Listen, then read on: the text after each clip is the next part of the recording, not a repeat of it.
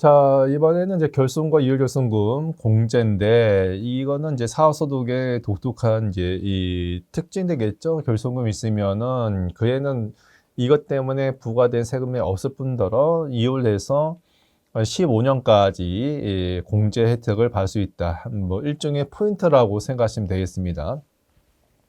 자,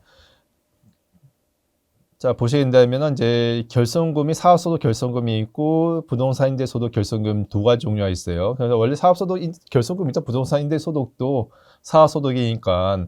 근데 부동산 임대 소득은 예전에는 규제가 굉장히 많았어요. 몇 년 전만 한 10년 이전일 것 같은데 그 전만 하더라도 부부 합산 과세 이런 특례가 규제가 많이 있었는데 아무래도 부동산 임대 소득은 불로소득이다 보니까 많은 규제 뒀는데 그런 것들이 다 위헌 판결 받아서 다 사라지고 난 다음에 딱 한 가지만 남았어요. 부동산 임대업에 대한 뭐 좀 규제라고 얘기할 수 있는 것이 부동산 임대업의 결손금은 다른 소득에서 차감되지 않습니다. 오로지 부동산 임대 소득에 대해서만 차감되는데 이것도 제 개인적 생각은 언젠가 없어지지 않을까 그런 생각 듭니다. 지금 여튼 간에 다른 소득에서는 차감되지 않고 오로지 부동산 임대업의 결손금 소득에 대해서만 결손금을 차감된다는 거 주의하시고요.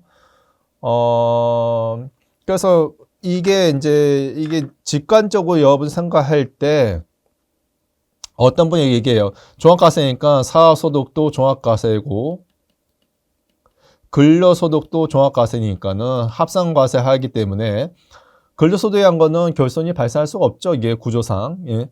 근로소득 공제가 항상 총수입 금액보다 적기 때문에. 그래서 근로소득이 만약에 1억 원 있고 사업소득이 마이너스 1억 원 결손금 발생했다 하게 된다면은 종합과세되는 종합소득 금액이 이 서로 상계하게 해서 0원 되는 게 일반적 케이스인데 이게 일반적 사업소득은 이게 다른 소득에서 차감이 가능해요. 가능한데 이게 만약에 부동산 임대소득 된다면 부인소득 된다면은 이게 안 된다 이게 차감 안 되고 그대로 1억 원 살아있고 이거는 다음 연도로 무조건 2월 되게 되는 거죠. 다음 연도 2월 돼서 해당된 부임소득하고 부동산 임대소득하고 상계를 하게 할 수밖에 없다 얘기입니다. 근데 간혹 가다가 이거를 잘못 신고해서 이게 부동산 임대소득의 결손금인데 사업소득으로의 결손금 신고해서 0원 이렇게 신고하는 경우가 있는 경우가 있는데 그러면은 가산세가 많이 나오겠죠. 과소신고에서 가산세가 많이 나오게 되는 겁니다. 주의하시고요. 자, 그다음에 사업소득 결손금은 뭐 이거 큰 의미 없긴 해요.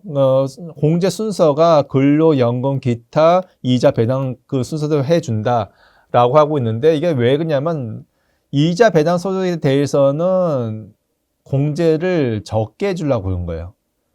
뭐 규제 때문에 그런 게 아니고 이자 배당 소득은 이 독특한 과정 때문에 그렇게 된 건데 이자 배당 소득은 무조건 원칙수 세율만큼은 과세하고 있거든요. 그래서 결손금, 이율결손금이 나중에 이율결손금 마찬가지인데 이율결손금이 차감되면서 절세 효과 발생하지 않는 그런 독특한 이런 계산 구조가 발생하기 때문에 웬만하면 이자 배당 소득에서 결손금 또는 이율결손금을 차감해주지 않기 위해서 순서를 이렇게 규정하고 있다. 뭐 생각하시면 되겠습니다. 자, 넘어가 보시고요. 자, 자, 이율결손과 결손 같이 있어요. 같이 있는데 같이 있을 때 여러분 생각할 때는 먼저 발생한 거 먼저 공제한다고 생각하기 쉬운데요. 그런데 이 계산 구조상 결손금 먼저 차감하게 되어 있어요. 이게 이제 어떤 문제가 있냐면 자, 여러분 이렇게 한번 생각해 보세요. 사업소득이 있고요. 사업소득이 있고 결손금 1억 원 있습니다. 1억 원 있고 그 다음에 근로소득이 있고요. 1억 원 있는데 또 여기에 2월 된 사업소득에 대한 2월 결손금이 또 1억 원 또 있어요. 1억 원 있어요. 근데 이게 기한이 올해까지예요. 올해 2024년도까지고 2025년도부터는 소멸됩니다. 이게 15년 경과했기 때문에 소멸된다 가정하죠. 우리가 올해 못 쓰면 소멸되는 거예요. 이게 그러면 여부 생각할 때는, 자, 이런 유혹에 빠지기 쉬워요. 먼저 소멸되니까 이거 먼저 쓰겠다. 이거 남기겠다. 그래서 향후 15년 동안 이용해서 쓰겠다. 이게 안 된다, 이게요. 무조건 이거하고 먼저 통상이 되어 있어요. 서식 자체가 이렇게 되어 있어요. 서식 자체가, 그 다음에 홈택스 신고 자체가 이렇게 되어 있어요. 이게 먼저 차감하고 나머지, 그 다음에 이용 결성문 들어가게 되어 있어요. 이런 것도 주의하세요. 일반적 케이스 많이 발생하지 않는데, 이렇게 오래 소멸하는 이용 결성문에 대해서는 이런 유혹에 빠지기 쉽다. 그래서 뭐 올해는 그렇다 치더라도 내년도에, 2025년도에 만약에 1억 원이 남았구나, 1억 원 남아서 내년도 2025년도에 종합소득세 신고할 때 이거 쓰겠다 하면은 낭패죠, 이게. 예. 과소 신고하게 되는 거죠. 자, 넘어가 보시고요. 자, 2월 된 결손금, 다운 소득과 통산하고 난 다음에 아직까지 남아있는 사업소득 결손금이 있다면은 향후 15년 동안에 2월 돼서 차감이 가능합니다. 예. 그래서 항상 이제 우리가 종합소득세 신고할 때는 정기부터 쓰지 않고 남아있는 2월 결손금이 얼마 있는지 먼저 보시고 신고하셔야 돼요. 어떤 분이 그분 계세요. 저한테 와서 올해 소득이 너무 많아요. 소득 금액이 1억 원 있어서 걱정돼요. 근데 알고 봤더니 전년도까지 계속 이게 사업이 잘 안 됐다가 올해 대박 터진 거예요. 그러면 전년도까지 뭐가 계속 쌓여 있는 거예요? 전년도까지 계속 뭐가 쌓여 있냐면 2월 결손금이 쌓여 있는 겁니다. 이걸 갖다 쓰니까는 납부 세금이 없는 거예요. 그래서 항상 소득세 신고하기 전에는 2월달 결손금이 얼마인지 먼저 확인해 보시고 신고하시는 게 좋고요. 근데 전년도까지 2월달 결손금이 많이 쌓여있다 얘기하시는데 알고 봤더니 이분이 계속해서 사업이 안 되다 보니까 추계로 신고한 거예요. 추계 신고했으면은 장부가 없기 때문에 2월달 결손금을 인정받을 수 없어요. 그럴 때는 억울하게 올해 소득세 그대로 다 납부하신 겁니다. 그래서 이제 결손 발생했을 때는 좀 억울하다 하더라도 장사 잘 안 된다 하더라도 사업 잘 안 된다 하더라도 장부에서 신고하시는 게 절세의 포인트예요. 자, 그래서 15년 동안 2월대에서 쓸 수가 있고요. 자, 2월대 결손금에 대해서 마찬가지 당해 사업소도 먼저 차감하게 되어 있고 근로, 연금, 기타, 이자, 배당 순서대로 공제하게 된다. 순서는 굳이 여러분들 암기하실 필요 없고, 세무 신고서 자체가 그렇게 이렇게 차감되게 만들어져 있습니다. 크게 신경 쓸 필요 없고요. 자, 주거용 부동산 임대업 제외한 부동산 임대업에서 발생한 2월 결손금은 오로지 어떻다? 부동산 임대업의 소득 금액에서만 공제 가능하고 다른 소득에서 공제가 되지 않습니다. 자, 그 다음에 2월 결손금에 대해서는 이거는 나는 안 쓰고 아끼겠다. 포인트처럼. 아끼겠다. 만약에 소금액 1억 원 있고 2월자 결손금이 만약에 5천만 있으면은 이거 지금 난 쓰고 싶지 않은데 일단 이거 안 쓰고 2월 결손금을 차감하지 않고 내년도 쓸래. 이거 안 됩니다. 무조건 써야 돼요. 무조건 써야 돼요. 올해는 과다 신고해서 그렇다 하더라도 내년도 만약에 갖다 쓰게 된다면 이건 과소 신고로 가산세 나옵니다. 강제 사항이에요, 이거는. 자기 선택할 수 있는 게 아닙니다. 그래서 반드시 세무 신고하기 전에 2월대 결손금 얼마인지 확인해 보시고 신고하시는 거를 추천해 드립니다.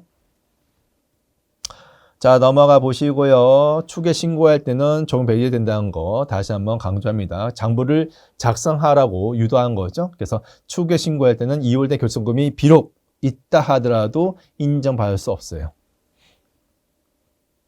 그래서 기준경비를 단순경비를 신고했다 그러면은 2월된 결손금 있다 그러면 그대로 넘어갑니다. 자, 넘어가 보시고요. 다만 추계 결정하면서 공제되지 않은 2월 결손금은 아직 쓰지 않았으니까 그 다음 연도에 쓰시면 되는 겁니다. 자, 그 다음에 자산 수익에 대해서는 2월된 결손금액하고 차감해서 소득금액이 발생하지 않도록 할 수가 있어요. 할 수 있는데 그렇다면 이건 쓴 거기 때문에 그 다음 연도부터는 쓸 수 없다는 얘기죠. 충당된 2월 결손금은 소득 금액에서 공제되는 2월 결손금에서 제외합니다. 자, 넘어가도록 하겠습니다.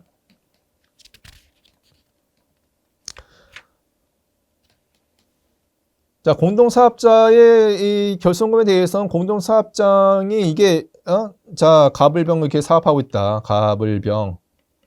그래서 거기서 발생한, 결손금 또는 이후 결손금이 있다. 이후 결손금은 뭐, 이게 의미 없는 게 뭐냐면, 이 공동사업자 만약에 3천만 정도의 결손금이 발생했어요. 그럼 3분의 1씩 전부 다, 지분을 대로 사업하고 있다면, 이 사람들이 신고할 때는 각자 자기 거를 가져가서 떼가서 신고한 거예요. 갑은 갑대로, 을은 을대로, 병은 병대로, 3분의 1씩 해서 1,000만 원씩 결손금 가져가서 다른 소득과 합산해서 신고해 준 겁니다. 그래서 2월 된 결손금이라는 것이 발생할 여지가 없죠. 그 이후부터는 각자 플레이니까 각자의 다른 소득과 합산해서 또는 다른 소득의 결손금이 있다면 그거가 뭉쳐서 섞여서 가게 되는 거죠. 자, 넘어가 보시고요. 자, 금융소득에 대해서는 이것도 이제 쓸데없이 이게 아무 생각 없이 금융소득에 대해서 공제해서 뭐 나는 혜택 받다 하면은 오히려 결손금이 또는 이후 결손금을 이렇게 낭비하게 하게 되는 문제가 발생해요. 그래서 이것도 적절하게 이용하신 게 좋은데요. 자, 일단은 자, 법에 의해서 어떻게 나와 있냐면 원청 징수 세율이 적용된 부분에 대해서는 결손금만 소멸되기 때문에 무조건 공제 대상 제외하고 위에 있네요. 원청 징수 세율이 적용되는 부분에 대해서는 결손금, 이후 결손금 공제 대상 제외한다. 왜 그러냐? 결손금만 소멸되고 결손금 소멸 쓰게 된다면은 절세 효과 발생하겠죠. 세금 주는 효과 발생하는데 그건 효과 전혀 없다 이게야.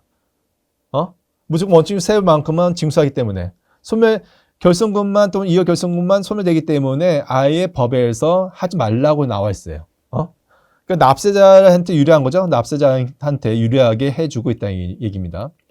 그 다음에 기본세율 적용된 파트에 대해서도 선택할 수 있다는 얘기예요. 공제할지 말지 결정할 수 있다. 누가 납세자가.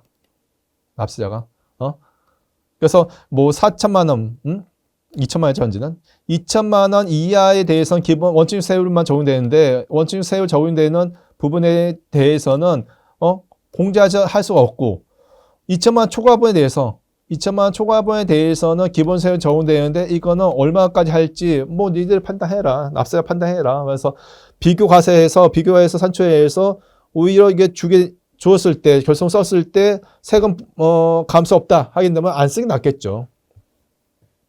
그래서 꼼꼼하게 관리하신 분들 같은 경우에는 이거 해요, 이게 실제로. 그래서 두 가지 비교해서 결손금을 또는 이후 결손금을 반영했을 때 산출세액, 반영하지 않았을 때 산출세액 비교해서 효과 없다 하게 되면 아예 이후 결손금을 공제하지 않고 이월해서 쓰는 방식으로 하고 있다는 얘기죠.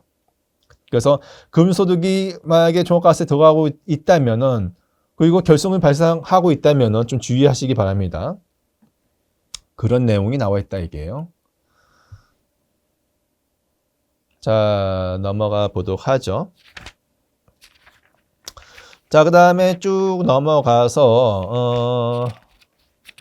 자, 결손금의 소공제가 있어요. 결손금의 소공제는 이제 뭐 대부분 개인사업자는 중소기업이니까 중소기업자에 대한 특혜인데, 자, 당해연도, 그 다음에 다음 연도, 그 다음에 전년도가 있어요. 전년도. 당해연도에 만약에 결손금이 1억 원 발생했습니다. 1억 원에 대해서 쓸 수 있는 방법이 두 가지 있죠. 다음 연도에 소금액이 있을 때 2월에서 공제받는 방법. 이게 지금까지 우리가 봤던 케이스가 되겠고요. 그 다음에 또 뭐가 있냐면은 전년도에 1억 원 발생해서 1천만 원 세금 납부했어요. 납부했으면은 소급해서 공제받는 방법이 있다 이게요. 소공제.